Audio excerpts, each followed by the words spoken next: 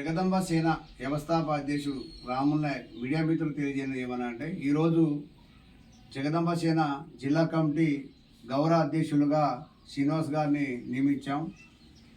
జిల్లా మహిళా అధ్యక్షురాలుగా మంజుల గారిని నియమించడం జరిగింది. ఈరోజు వీళ్ళని నియమిస్తూ మా సంఘం తరఫున తెలియజేయమని ఏమైనా అంటే ఎందుకంటే ఇలా హిందూ ధర్మాన్ని కాపాడుకుంటూ మేము ముందుకు వెళ్తున్నాం. ఆ హిందూ ధర్మంలో మాకున్న ఇబ్బందులు ఏది లేదులే కానీ క్రిస్టియన్స్ మొత్తం తీసుకొని మా హిందూ ఫలాన్ని పొందుతామే మాకు చాలా బాధాకరమైన విషయం. ఎందుకంటే ఇది మేము చాలా ఖండిస్తున్నాం.